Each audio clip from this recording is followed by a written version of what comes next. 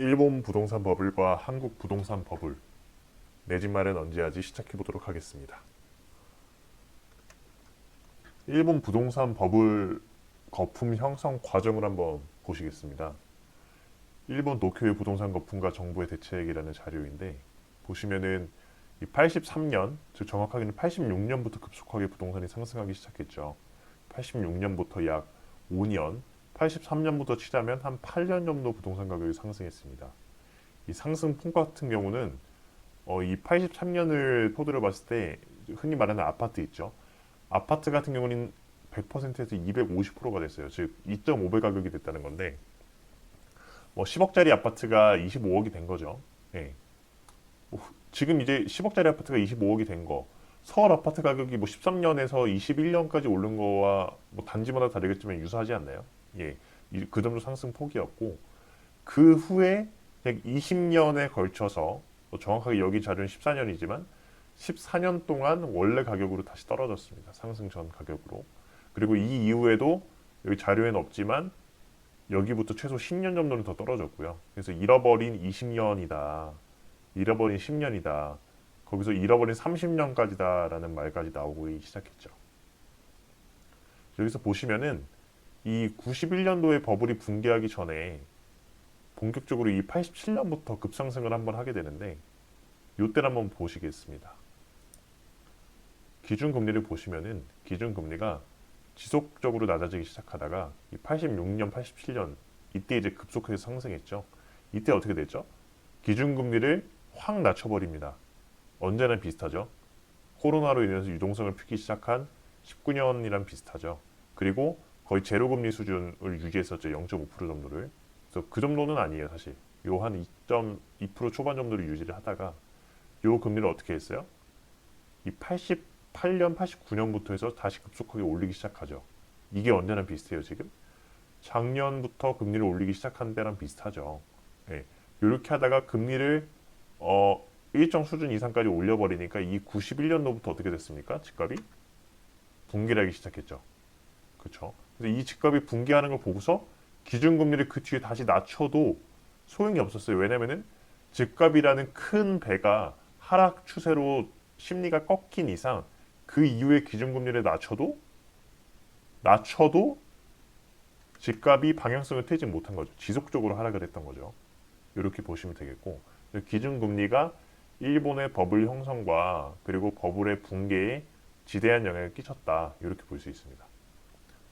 그래서 일본 부동산 버블이 왜 일어났냐를 보시기 위해서 가계와 기업의 대출 비율을 볼게요. 그래서 시중의 대출 같은 경우는 국가가 지는 빚이 아닌 이상 이런 민간의 대출 비율을 봐야 되는데 민간이라고 하면은 일반적인 그 가계죠. 가계의 대출과 그리고 기업들이 짓는 대출을 합친 게 이제 민간의 대출 비율이에요. 그래서 이 민간의 채무 잔액을 한번 보시면은 이 비율이 GDP 대비해서 얼마나 차지하는지를 본 건데 보시면은 아까 일본 같은 경우에 80년 초반부터 해서 급속하게 버블이 꼈었죠. 그에 맞춰서 이제 이 부채 비율이 급속하게 증가하죠. 왜? 이 부채를 활용해서 자산을 사들였기 때문에 바로 자산의 거품이 낀 겁니다. 이 거품의 정점이 언제예요? 90년 정도 한번 정점을 찍었고 계속해서 비슷하다가 결국 정점은 한번 218% 정도 돼 보이죠. 220보다 좀 낮은. 즉 GDP 대비해서 220% 정도보다 좀 낮은 시점이 최고점이었다. 그게 한 93년 정도 된다. 그래서 이 80년 후반 90년 93년 정도에 일본은 민간 대출의 비율이 210%에서 220% 사이 정도를 피크로 찍고 그 이후에 집값이 하락함에 따라서 부채 비율이 하락을 했죠. 왜? 사람들이 산 그런 여러 가지 상업지나 주택지들이 경매로 나오면서 반대 매매가 들어간 거예요. 그래서 무슨 말이냐면은 10억짜리 아파트를 오를 만큼 오른 아파트를 대출을 한 8억을 껴가지고 2억만 가지고 샀어요. 이제 그 아파트가 한 7억, 6억 이렇게 하락하다 보니까 은행에서는 그 정도 선이 됐으면은 강제로 팔아버립니다. 그리고 8억을 빌려줬어도 6억이나 7억 정도는 본인들이 이제 회수를 하는 거죠. 그렇죠? 그런 식으로 이제 부채 비율이 하락을 하게 됩니다. 근데 이제 이게 문제가 뭐냐면은 이 중간에 반등이 일어나지 않아요. 왜 반등이 일어나지 않냐면은 생각을 해보세요. 이 부채 비율이 원래 이 정도 선이 뭐 적당치라고 보면은 급속하게 증가를 해서 자산이 올랐는데 자산 가격이 꺾이기 시작한다는 것을 사람들이 알게 됐을 때 이 중간에 사줄 만한 세력들이 없어요. 그렇죠? 그렇기 때문에 중간에 아파트 가격이 오르지도 못하고 상업지 가격이 오르지도 못하고 그에 따라서 경매는 계속 나오게 되니까 부채 비율은 계속해서 감소할 수밖에 없는 거예요. 물론 이제 요런 단기적인 이런 증감 폭은 있겠지만요. 추세적으로. 그래서 정말 최근에 들어서 코로나로 유동성이 풀리기 시작하니까 정말 최근에 들어서 아파트가 조금 오르기 시작했죠. 도쿄 쪽도. 그렇죠? 그에 맞춰서 대출을 일으켜서 당연히 아파트를 샀을 거기 때문에 부채 비율도 조금 올랐어요. 근데 지금 몇 년 떨어졌죠, 일본이? 아까 보셨죠? 90년 초반부터 최소 2015년 정도까지 24, 5년을 떨어졌죠. 최소. 이때까지. 24, 5년간 떨어지고서 그 이후에 조금 반등이에요. 그렇죠? 여기서 보시면은 중국도 지금 220%를 찍고 나서 부동산 버블이 터졌죠. 지금 하락기고. 한국은 어떠냐? 가계부채 위험 수준이 카드 대란 이후에 최고다. 2003년이었죠. 카드 대란. 2002년? 네, 2002년이었죠. 보시면은 가계 대출 비율이 지금 몇 프로예요? 20년, 21년 기준으로 100%가 넘었고 기업이 얼마예요? 110%가 넘었어요. 합치면 얼마죠? 215.5%예요. 이게 어디냐? 이때예요, 이때. 즉 일본과 중국이 민간 부채 비율을 최대치를 찍고 어떻게 됐죠? 집값이 폭락한 그 부채 비율까지 이미 우리가 와버렸다. 언제 이게 심지어? 21년 3월. 지금은 가계부채 비율이 이거보다 더 높아진 걸 찍고서 하락하고 있죠. 그쵸? 그래서 210에서 220% 사이는 이미 찍었다. 이렇게 보시면 되겠습니다. 어떻게 되냐? 일본이 기준금리가 상승함에 따라서 아파트 가격이 하락을 하기 시작했죠. 아까. 한국 어떻게 돼요? 기준금리를 올리기 시작했죠. 작년부터. 이게 어디까지 올라간다고 지금 하고 있어요? 2.5%까지 올라갈 것이다. 왜? JP모건은 금리 인상 속도가 기존 예상보다 빨라질 수 있다고 내다봤다. 기존 예상이 언제예요? 뭐 기존 예상이 있었겠죠. 근데 그 기존 예상이 원래는 어땠어요? 뭐 금리 그렇게 안 올릴 거다. 미국 같은 경우에 뭐 2023년 오기 전에 금리 인상 안 할 거다. 이런 식으로 계속해서 예상을 했었잖아요. 네. 근데 이제 물가 상승 속도가 빨라지다 보니까 계속해서 기존 예상보다 빨라지기 시작했죠. 그래서 얼마를 봐요? 골드만삭스와 JP모건은 내년 한국의 기준금리가 2.25에서 2.5%까지 도달할 것이다. 즉 얘가 23년이 되면 2.5가 될 수 있다는 거예요. 이때 기준금리보다 높죠.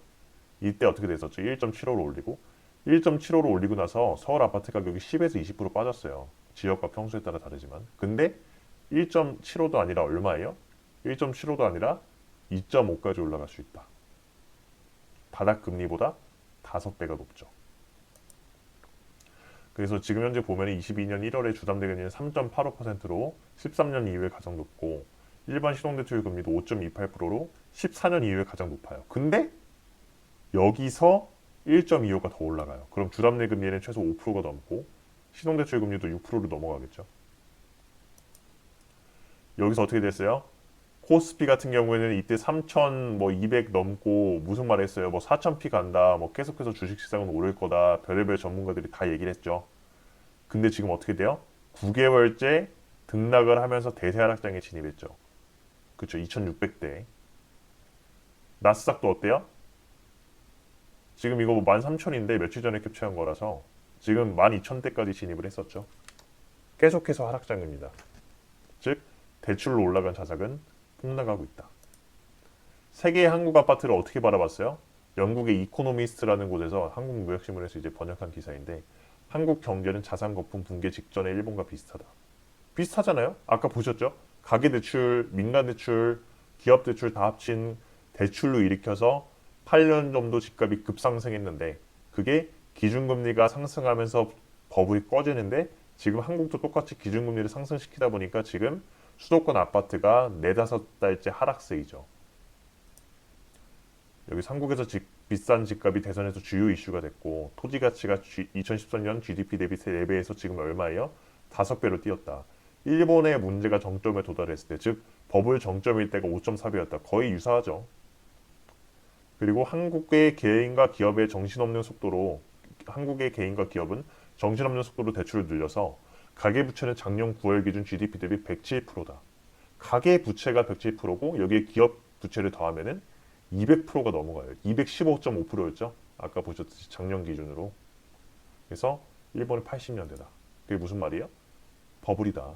OECD 국가의 토지 자산을 비교했어요. 조선일보의 자료인데 한국이 지금 땅덩이가 뭐 10이라고 봅시다. 절대 크기가. 일본이 지금 37 정도 돼요. 3.7배 땅이 큰데 얼마 차이 나죠? 뭐 2배가 차이가 안 나죠. 즉 버블이 그만큼 많이 끼었다. 그렇게 땅값이 비싸다는 영국보다 비싸요. 영국은 근데 한국보다 땅덩이가 2배는 크죠. 영국보다 땅이 2배 비싸다. 이해되십니까? 그만큼 지금 한국은 토지가와 집값이 최소 2배 이상 버블이 끼어 있다. 그래서 계속해서 일본 버블 붕괴처럼 하락할 것이라고 영국에서도 기사를 내고 일본에서도 보고 있어요. 이렇게 된 상태에서 수도권의 뭐 화성 동탄 지역이죠. 아파트 어떻게 돼가죠 지금? 작년에 이 14.8억을 최고 시세로 찍고 지속해서 하락 중이죠. 이미 3.8억이 빠졌어요. 지금 11억 1천이에요. 그렇죠? 이미 몇 달 만에 기준금리 조금 올렸는데 2.5까지 올리면 어떻게 돼요? 원래 시세까지 충분히 뭐 떨어지겠죠. 세종은 어떻죠? 세종 이제 정부 수도 뭐 이런 말 나왔을 때 한번 급등했죠. 그래서 9.65억 찍었다가 지금 얼마까지 떨어졌어요? 7억까지 떨어졌어요. 1년 만에. 그렇죠? 일본 얼마나 하랬겠죠, 부동산? 24, 5년. 1년 만에 이렇게 떨어졌는데 우리나라 지금 민간 대출 비율이 일본 버블 정점과 똑같은데 몇 년만 떨어지라고 보장할 수 있겠습니까? 일본 버블 정점의 상황. GDP 대비 민간 대출 비율이 220%다. 현재 한국은 얼마예요? 21년에 215.5%가 돌파했어요. 똑같은 수준이죠. 왜냐면 21년도에 뭐 1분기까지, 2분기까지 계속 늘었죠. 대출률이. 다음 내 집 마련을 적긴 언제나. 이게 어렵죠. 왜냐면은 기준금리를 인상하고서 2년 정도 확 떨어지고서 그 이후에는 조금 바닥을 기다려 상승할 수도 있고 일본처럼 24, 5년을 하락할 수도 있어요. 이런 것들은 추후에 지속해서 지켜봐야 되겠다. 하지만 확실한 것은 일본의 사례를 봤을 때 그리고 다른 나라, 즉 영국과 뭐 일본의 토지 가치와 비교해 봤을 때 지금 한국의 부동산은 2배 정도는 최소한 고평가돼 있다. 그래서 저평가가 돼야 된다. 즉 2배 정도 저점에 비해서 올라 있다. 그래서 지금 현재 아파트 가격이 10억이면 5억은 돼야 사실은 이런 여러 가지 기준으로 있을 때 정상적인 가격이다. 이렇게 말씀드릴 수 있겠습니다. 감사합니다. 지금까지 부동산 가이드 내 집 마련 언제 하지 봐주셔서 감사드리고요. 구독과 좋아요 부탁드리겠습니다. 감사합니다.